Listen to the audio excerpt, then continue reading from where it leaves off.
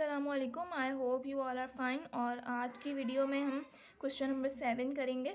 पिछली वीडियो में हमने क्वेश्चन नंबर 6 करा था, सिमेट्रिक और स्क्यू सिमेट्रिक। पहले वाले क्वेश्चंस का मैं लिंक डिस्क्रिप्शन में दे दूंगी, आप वहाँ से जाके इसको पहले देखें एंड देन क्वेश्चन नंबर 7 की तरफ मूव करें। क्वेश्चन नंबर 7 की तरफ मूव करते हैं। क्वेश्चन नंबर 7 का कह रहा है कि find the index of the nilpotent matrix. अच्छा, अब सबसे पहले इस क्वेश्चन को सॉल्व करने से पहले हमारे जहन में ये पता होना चाहिए कि नीलपोटेंट मैट्रिक्स क्या होता है। जब मैंने आपको मैट्रिसेस की टाइप्स जो हैं वो बताई थी, तो उसके अंदर नीलपोटेंट मैट्रिक्स जो है उसकी बात नहीं आई थी। कुछ टाइप्स थी ऐसी जो मैंने बोला था कि ये स्क्वायर मैट्रिक्स की कुछ टाइप्स हैं जो आप हम आगे डिस्कस करेंगे, उनके अलग क्वेश्चंस आएंगे। तो मैं आपको वो दिखा देती हूँ। वो टाइप्स जो हैं वो मैंने आपको ये वाली बोला था, ये वाली टाइप्स थी वो 4 जो मैंने आपको बोला था कि हम बाद में डिस्कस करेंगे। और इसका नाम क्या था, आइडम्पोटेंट, involuntary, periodic and nilpotent matrix. ये 4 टाइप्स थी जिसका मैंने आपको बोला था कि ये स्क्वायर मैट्रिक्स की टाइप है। इनको हम आगे डिस्कस करेंगे क्योंकि इनका आगे क्वेश्चन मौजूद था, तभी मैंने ये उस वक्त नहीं करवाया था। तो बगैर टाइम ज़ाया किए हम इस क्वेश्चन को शुरू करते हैं। तो सबसे पहले हमें नीलपोटेंट मैट्रिक्स के नीलपोटेंट मैट्रिक्स होता क्या है चाहिए। अच्छा, नीलपोटेंट मैट्रिक्स क्या होता है। नीलपोटेंट मैट्रिक्स का मतलब होता है कि एक ऐसा मैट्रिक्स जिसके ऊपर हम पावर जो है, कोई भी पावर हम लें उसका आंसर जो है वो ज़ीरो है। मतलब कोई भी हम मैट्रिक्स के ऊपर पावर लगाएं और उस पूरी मैट्रिक्स का आंसर जो है जो वो ज़ीरो के इक्वल आ जाए, तो इसका मतलब है कि वो नीलपोटेंट मैट्रिक्स है। अच्छा, अब ये पी से मतलब तो हम तो यही समझेंगे कि ये पावर है, मतलब मैट्रिक्स के ऊपर कोई भी पावर। सही है, लेकिन पी के दो नाम और भी हैं जो एग्जामिनर हमसे ये दो नाम भी पूछ सकते हैं। सही है, तो P का मतलब है पावर, P को हम इंडेक्स से भी शो कर सकते हैं और P को हम डिग्री ऑफ नीलपोटेंट भी कह सकते हैं। ये तीनों नाम P के ही हैं। सही है, तो किसी भी नाम से जो है वो एग्जामिनर जो है वो हमसे पूछ सकता है कि पावर ये है, इंडेक्स ये है, डिग्री ऑफ नीलपोटेंट ये। सही है। अच्छा, अब मैंने एक एग्जाम्पल लिखी हुई है नीचे, ये एक मैट्रिक्स गिवन है और हमें ये बताना है कि एग्जामिनर ने हमें बोला हुआ है कि जो P की पावर जो एट इंडेक्स 2, मतलब इसने बोला हुआ है कि एट इंडेक्स 2 का मतलब क्या, मैंने बताया था इंडेक्स को भी हम P बोलते हैं। तो P की वैल्यू क्या दी हुई है 2। तो यहाँ पे अब यहाँ पे हमने जो P था इसकी जगह हमने क्या लगा दिया 2। क्या लगा दिया 2। यहाँ पे ए स्क्वायर ही हो गया इक्वल्स टू 0। सही है, अब ए स्क्वायर जो है उसका मतलब क्या हुआ, ये जो मैट्रिक्स है हमारे पास ओरिजिनल, इसको हमने 2 बार मल्टीप्लाई करा है। 2 बार मल्टीप्लाई किया, अगर तो आंसर 0 आ गया तो ये क्या है, नीलपोटेंट मैट्रिक्स। क्योंकि यहाँ पे एग्जामिनर ने गिवन किया हुआ है कि इंडेक्स 2 के ऊपर ही चेक करना है, तो इसका मतलब है कि इंडेक्स 2 के ऊपर ही चेक करना है, सिर्फ और किसी के ऊपर चेक नहीं करना। लेकिन जो है वो बहुत बार ऐसा होगा कि एग्जामिनर जो है वो इंडेक्स की वैल्यू गिवन नहीं करेगा, इंडेक्स की वैल्यू गिवन नहीं होगी। तो उस कंडीशन में हमें क्या करना है कि हमें P की वैल्यू खुद सपोज करनी है। P की वैल्यू खुद सपोज करनी है। पहले हमने 2 के ऊपर चेक करेंगे, फिर 3 के ऊपर चेक करेंगे, जब तक चेक करते जाएंगे जब तक जो है वो पूरा मैट्रिक्स जो है वो ज़ीरो ना हो जाए। क्योंकि कंडीशन ही यही है ना कि अगर कोई भी मैट्रिक्स के ऊपर हम पावर लें और अगर पूरी मैट्रिक्स ज़ीरो हो जाए तो तभी वो क्या कहलाएगी, नीलपोटेंट मैट्रिक्स। तो पावर हम लगाते जाएंगे जब तक वो पूरी मैट्रिक्स ज़ीरो नहीं हो जाएगी, तो फिर जब पूरी मैट्रिक्स ज़ीरो हो जाएगी वो क्या कहलाएगा, नीलपोटेंट मैट्रिक्स। तो ये था नीलपोटेंट मैट्रिक्स। नीलपोटेंट मैट्रिक्स क्या होता है आपको समझ आ गई होगी। सही है, अब हम क्वेश्चन की तरफ मूव करते हैं। यहाँ पर मैंने एक डेफिनेशन लिखी हुई है नीलपोटेंट मैट्रिक्स की, या आप अपनी कॉपी में राइट डाउन कर सकते हैं। यहाँ मैं डेफिनेशन समझा देती हूँ एक बार। Nilpotent matrix, a nilpotent matrix is a square matrix A such that A power P equals to 0। सही है, नीलपोटेंट मैट्रिक्स एक स्क्वायर मैट्रिक्स है, वो आपको दिख गया था, ये मैंने आपको बताया था कि नीलपोटेंट मैट्रिक्स स्क्वायर मैट्रिक्स की टाइप है। सही है, such that A power P equals to 0। और नीलपोटेंट मैट्रिक्स की कंडीशन क्या थी कि जो भी मैट्रिक्स है उसके ऊपर जब हम पावर लगाएंगे तो वो किसके इक्वल आएगा, 0 के। सही है, वेयर P इज द, अब वो P की बात बता रहा है कि P क्या है, where P is the smallest positive values. मतलब यहाँ पे बताया कि P स्मॉलेस्ट पॉजिटिव वैल्यूज, मतलब यहाँ पे अब ये भी नहीं है कि एग्जामिनर बोले कि 2 पे 3 पे 4 पे 5 पे, मतलब यहाँ पे हम 100 तक मूव करते रहें और ना है। तो P हमारे पास इतनी बड़ी वैल्यू नहीं होगी, P हमारे पास स्मॉलेस्ट वैल्यूज़ ही आएंगी, मतलब 2 3 4, उससे ज़्यादा जो है वो नहीं जाएगा, वहाँ पे आंसर आ जाएगा 0। सही है, एंड इस कॉल इंडेक्स और डिग्री ऑफ नीलपोटेंट मैट्रिक्स। मैंने आपको बताया था कि P को एक पावर भी बोलते हैं लेकिन इंडेक्स और डिग्री ऑफ नीलपोटेंट मैट्रिक्स भी बोलते हैं। तो उसके अंदर यही बताया हुआ है कि P को हम इंडेक्स भी बोलते हैं और डिग्री ऑफ नीलपोटेंट मैट्रिक्स भी बोलते हैं। सही है, चलिए अब हम इसके क्वेश्चन की तरफ मूव करते हैं। क्वेश्चन क्या बोल रहा है कि find the index of the following matrix. ये पार्ट ए है, मतलब हमने इसका इंडेक्स खुद फाइंड करना है। एग्जामिनर ने इंडेक्स जो है वो नहीं बताया हुआ, एग्जामिनर ने इंडेक्स नहीं बताया हुआ है, हमें खुद फाइंड करना है, सही है। तो खुद फाइंड करना है मतलब यहाँ पे हमने इंडेक्स खुद सपोज करना है, और जब तक आंसर जो है वो 0 के इक्वल नहीं आ जाए तो वो क्या होगा, तब तक हमने उसको करते रहना है। जहाँ पर आंसर 0 के इक्वल आ जाए पूरा, तो उसका मतलब है कि वो इंडेक्स हमारा उस कंडीशन पे, वो वाला इंडेक्स जो है वो इंडेक्स जो है वो क्या है, निल पोटेंट मैट्रिक्स पे, सही है। अच्छा, अब हम क्वेश्चन की तरफ मूव करते हैं। क्वेश्चन हम ये लिखा हुआ है, बुक का क्वेश्चन मैंने लिखा है, पहला पार्ट है ये, सही है। तो पहले पार्ट में ये हमने एक मैट्रिक्स कंसीडर करा हुआ है, हमने इसको सॉल्व करते हैं। इसको हमने नाम दे दिया लेट ए इक्वल्स टू 0 1 0 0 0 1 0 0 0, सही है। अब हमारे पास कंडीशन क्या होती है कि हमें जो है वो फाइंड क्या करना है, निलपोटेंट मैट्रिक्स। तो यहाँ पे हम लिख देते हैं कि we have to find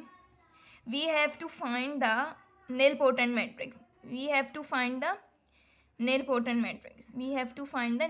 matrix, सही है। अच्छा सॉरी, फाइंड द इंडेक्स, हमें इंडेक्स फाइंड करना है ना, तो यहाँ पे हम मेंशन करेंगे इंडेक्स, सही है। We have to find the index of nilpotent matrix, सही है। अच्छा, अब इंडेक्स की कंडीशन क्या होती थी कि a की पावर p इक्वल्स टू 0। अब यहाँ पे हमें इंडेक्स तो नहीं पता, तो इसका मतलब है इंडेक्स तो हमें खुद ही लगाना है, सही है। अब जो है वो p जो सबसे पहले हमने लेना है 2, सही है। 2 लेना है, 1 तो ये पहले से ही है ना, p अगर हम यहाँ पे 1, यहाँ पे अगर हम p की जगह 1 लिखेंगे तो इसका मतलब a जो है वो मैट्रिक्स a जो है वो एक ही बार जो है वो उसकी पावर है, तो एक बार तो लिखा हुआ है तो वो तो नहीं है, तो इसलिए हम p की पावर 2 से शुरू करेंगे।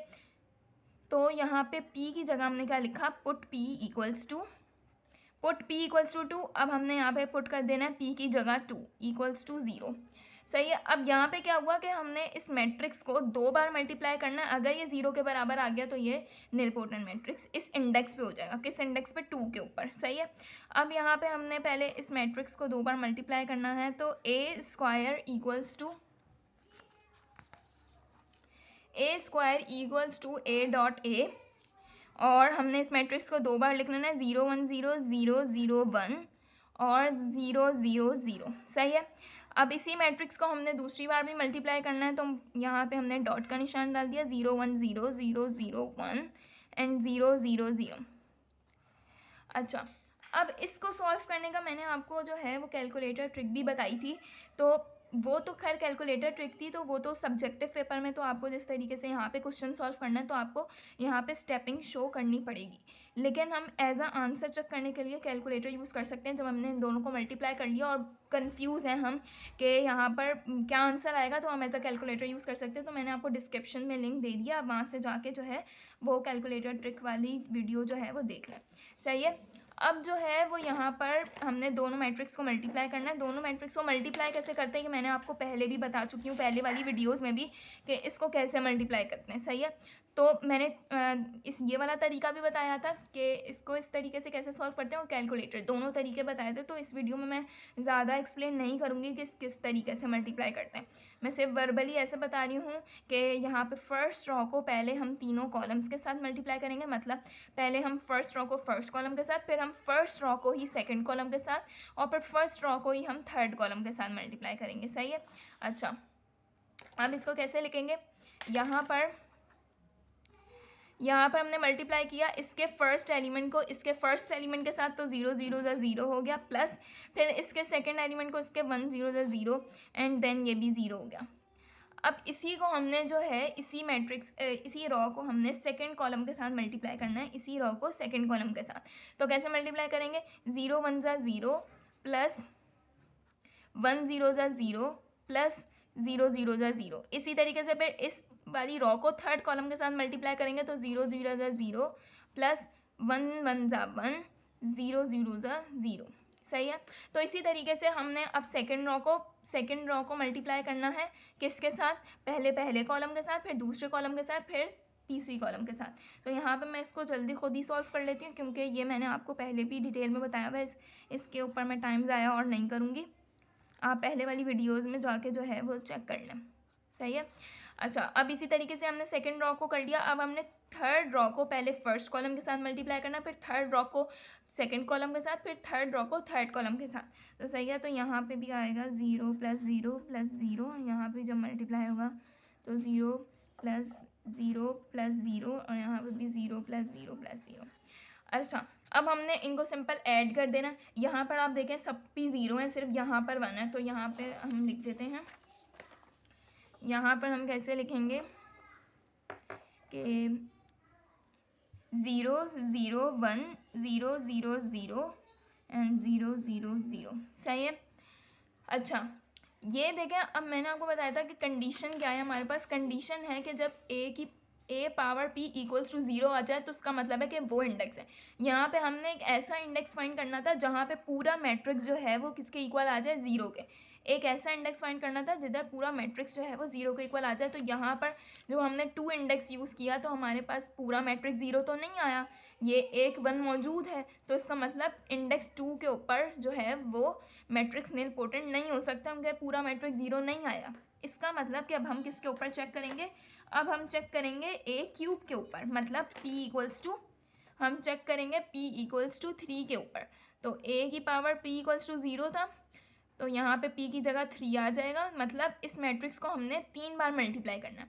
अच्छा, ये हमारे पास आंसर किसका आया था, a² का। तो अब हम मुश्किल करने के बजाय कि पहले 2 मैट्रिक्स को दोबारा मल्टीप्लाई करें फिर तीसरे से मल्टीप्लाई करें, तो a² का आंसर हमें पहले से पता है। तो यहाँ पर मतलब क्या हुआ कि a² मल्टीप्लाई बाय मतलब a³ हो गया। यहाँ पे जो हमारे पास a² का आंसर आया था, क्या आया था, ये 0 0 1 0 0 0 0 0 0। अब इसको हमने मल्टीप्लाई किससे करना है, a से। तो ओरिजिनल मैट्रिक्स हमारे पास क्या था, ओरिजिनल मैट्रिक्स था 0 1 0 0 0 1 एंड 0 0 0। ये हमारे पास क्या था, ओरिजिनल मैट्रिक्स। अब इन दोनों को मल्टीप्लाई करना है। इन दोनों को मल्टीप्लाई वैसे ही करेंगे कि पहली रॉ को पहले हम पहले कॉलम के साथ मल्टीप्लाई करेंगे, फिर पहली रॉ को सेकंड कॉलम के साथ, फिर पहली रॉ को थर्ड कॉलम के साथ। इसी तरीके से फिर सेकंड रॉ को पहले कॉलम के साथ, फिर सेकंड, फिर थर्ड। इसी तरीके से थर्ड रॉ को पहले फर्स्ट कॉलम, फिर सेकंड, फिर थर्ड। सही है, तो ये मैं कर लेती हूँ खुद ही।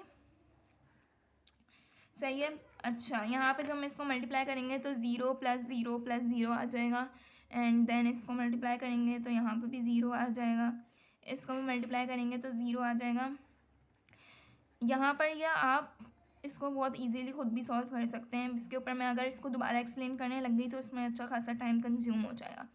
सही है। अच्छा, अब इनको सिंपल क्या करना है, ऐड करना है। अब आप इसमें देखेंगे सब 0 ही हैं, इनको मल्टीप्लाई करके सब 0 हैं, कोई भी 1 नहीं है। तो इसका मतलब है पूरा मैट्रिक्स जो है वो इधर क्या हो गया, पूरा मैट्रिक्स जो है वो क्या हो गया, 0। इसका मतलब है कि यहाँ पर a³ के ऊपर पूरा मैट्रिक्स क्या हो गया, 0 हो गया।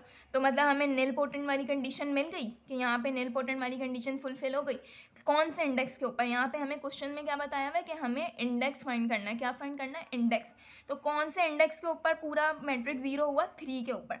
तो यहाँ पे हमें जो है वो लिखना पड़ेगा कि हमने इंडेक्स 3 के ऊपर जो है वो पूरी जो मैट्रिक्स है वो 0 हो गई। सही है, तो यहाँ पे हम लिखेंगे क्योंकि इस बुक वाले ने हमसे पूछा कि कौन से इंडेक्स के ऊपर, तो यहाँ पे लिखेंगे hence index of nilpotent matrix is 3, क्योंकि 3 इंडेक्स के ऊपर हुआ था तो index of nilpotent matrix is 3। सही है, तो ये हो गया हमारा इजीली क्वेश्चन सॉल्व। सही है, उम्मीद है आपको ये सवाल समझ आ गया होगा। अब हम मूव करते हैं इसके सेकंड पार्ट की तरफ। सेकंड पार्ट इसका क्या है, सेकंड पार्ट इसका है कि मैट्रिक्स गिवन है जिसके अंदर वैल्यूज़ है 1 -3 -4 -1 3 4 1 -3 -4। ये हमारे पास मैट्रिक्स गिवन है। अब इसी तरीके से हमें इधर भी यही बताना है कि कौन से इंडेक्स के ऊपर जो है वो पूरा मैट्रिक्स 0 हो रहा है, मतलब निलपोटेंट वाली कंडीशन फुलफिल हो रही है। तो सेम इसमें भी हम क्या काम करेंगे कि हमें निलपोटेंट मैट्रिक्स फाइंड करना है। सबसे पहले a पावर p = 0 है, हमने पुट p = जो है वो 2 कर दिया सबसे पहले तो p की जगह क्या पुट कर दिया, 2। a की पावर 2 = 0, मतलब ये जो मैट्रिक्स है इसको हमने कितनी बार मल्टीप्लाई करना है, 2 बार। 2 बार मल्टीप्लाई करना है, तो हमने इसको a.a = यहाँ पर हम इसको मल्टीप्लाई कर देंगे 1 minus 3 minus 4 minus 1 3 4 1 minus 3 minus 4 and then इसी मैट्रिक्स को 2 बार मल्टीप्लाई करना है, तो इसको भी सेम ऐसे ही उतारेंगे 1 माइनस 1 3 4 एंड 1 माइनस 3 माइनस 4। सही है। इन दो मैट्रिक्स को हमें क्या करना है, मल्टीप्लाई करना है। तो उसी तरीके से करेंगे, कैसे कि फर्स्ट रॉ को हम पहले फर्स्ट कॉलम के साथ करेंगे, फिर इसी रॉ को हम सेकंड कॉलम से, फिर इसी रॉ को हम थर्ड कॉलम से। सही है। तो इसको हम कर लेते हैं 1 प्लस 3, यहाँ पर ये मैं खुद ही सॉल्व कर रही हूँ, 1 प्लस 3 माइनस 4 एंड देन यहाँ पे माइनस 3 माइनस 9 प्लस 12 हो जाएगा। और फिर उसके बाद इधर जो है वो माइनस 4 माइनस 12 प्लस 16, ये हो गया हमारे पास। जब हमने पहली रॉ को, ये था पहली रॉ को जब हमने फर्स्ट कॉलम के साथ किया था तो ये आया। जब हमने फर्स्ट रॉ को सेकंड कॉलम के साथ मल्टीप्लाई किया तो ये आया। जब हमने फर्स्ट रॉ को थर्ड कॉलम के साथ किया तो ये आया। अब हमने क्या करना है कि सेकंड रॉ के ऊपर आते हैं। सेकंड रॉ को इसी तरीके से हमने पहले फर्स्ट कॉलम के साथ, फिर सेकंड, फिर थर्ड के साथ। सही है। तो यहाँ पे हम मल्टीप्लाई करते हैं, यहाँ पे आ जाएगा -1 फिर -3 plus 4 3 plus 9 minus 12 4 plus 12 minus 16। तो इसमें भी हमने क्या किया, पहले सेकंड रॉ को हमने फर्स्ट कॉलम के साथ मल्टीप्लाई किया, ये आया। फिर इसको सेकंड के साथ किया, ये आया। फिर इसको थर्ड के साथ किया तो ये आ गया। सही है। अब किसकी बारी है, थर्ड रॉ की। किसकी बारी है, थर्ड रॉ की। थर्ड रॉ को पहले हमें किससे मल्टीप्लाई करना है, फर्स्ट से, फिर सेकंड, फिर थर्ड से। सही है। तो इसको मल्टीप्लाई करके हमारे पास क्या आंसर आएगा, 1 plus 3 minus 4 and then minus 3 minus 9 plus 12 and then -4 minus 12 plus 16। सही है। तो ये सिंपल क्या थी, ये सिंपल जो थी वो हमारे पास मल्टीप्लिकेशन थी। अब इनको ऐड कर देना है। ऐड सिंपल, 3 प्लस 1 4 हो गया, 4 माइनस 4 यहाँ पे हो गया -12 प्लस 12 एंड देन -4 माइनस 12 को इसके इक्वल होता है -16 प्लस 16 एंड देन ये सेकंड रॉ के ऊपर आ गया तो -3 -1 जो हो गया -4 और ये +4 3 प्लस 9 -12 यहाँ पे हो गया ये +12 -12 यहाँ पे हो गया 16 -16 एंड देन इसके ऊपर आएंगे 1 प्लस 3 4 हो गया -4 और -3 -12 कितना होता है -12 एंड देन ये +12 है और फिर इसके ऊपर आएंगे -4 -12 -16 एंड देन +16। अब ये सारे, ये प्लस का है, माइनस का है, माइनस प्लस, सारे माइनस माइनस माइनस प्लस के हैं, तो ये सारे एक दूसरे से कैंसिल हो जाएंगे। तो आंसर हमारे पास क्या आ जाएगा, आंसर हमारे पास आ जाएगा पूरी मैट्रिक्स का 0, क्योंकि +4 -4 0 के बराबर होता है। इस तरीके से यहाँ पे हर कोई माइनस प्लस में है, तो इसलिए इस पूरी मैट्रिक्स का आंसर क्या आ जाएगा, पूरी मैट्रिक्स का आंसर क्या आ गया यहाँ पे 0। तो जब यहाँ पे 0 आ गया तो इसका मतलब है कि ये कंडीशन यहाँ पे फुलफिल हो गई नीलपोटेंट मैट्रिक्स की, कि पूरा मैट्रिक्स जो है वो 0 होना चाहिए। लेकिन सवाल में हमसे क्या पूछा हुआ है कि इंडेक्स फाइंड करना है, कौन से इंडेक्स के ऊपर पूरा मैट्रिक्स 0 होगा। तो यहाँ पे हमारे पास कौन से इंडेक्स के ऊपर पूरा मैट्रिक्स 0 हुआ, 2। पहले वाले सवाल में हमारे पास 3 पे हुआ था, पहले पे नहीं हुआ था, दूसरे पे नहीं हुआ था, तीसरे पे हुआ था। सही है। तो यहाँ पे हमारे पास p=2 के ऊपर जो है वो कंडीशन जो है वो इसकी फुलफिल हो गई थी। हम यहाँ पे यही लिख देंगे कि hence index of nilpotent matrix is यहाँ पे कौन से इंडेक्स के ऊपर 0 हो गया, 2 के ऊपर, तो मैट्रिक्स इज 2। तो सिंपल हमने इसके अंदर यही किया है कि इंडेक्स फाइंड आउट करना है, जहाँ पर जो है वो पूरा मैट्रिक्स 0 हो जाए तो हमने वही इंडेक्स होगा। और क्वेश्चन में हमसे यही पूछा हुआ है कि कौन से इंडेक्स के ऊपर पूरा जो है वो मैट्रिक्स 0 हो जाएगा। सही है। तो ये इसके मैंने करवा दी हैं पार्ट्स। ये इसका तीसरा पार्ट है, ये तीसरा पार्ट इसका बिल्कुल ऐसा ही है, देख लें आप, ऐसा ही है। सिंपल आपने मल्टीप्लाई करना है, पहले p=2 के ऊपर चेक करना है, p=2 के ऊपर चेक करना है। अगर तो ये मैट्रिक्स पूरा 0 के बराबर आ गया तो मतलब इंडेक्स हमें मिल गया 2 के ऊपर, जो है वो कंडीशन फुलफिल हो गई। तो हमारा आंसर क्या होगा कि index of nilpotent matrix is 2। लेकिन अगर पूरा मैट्रिक्स 0 नहीं आया तो हमने फिर p=3 पुट करना है। फिर p=3 पे पुट करेंगे तो अगर हमारे पास 3 के ऊपर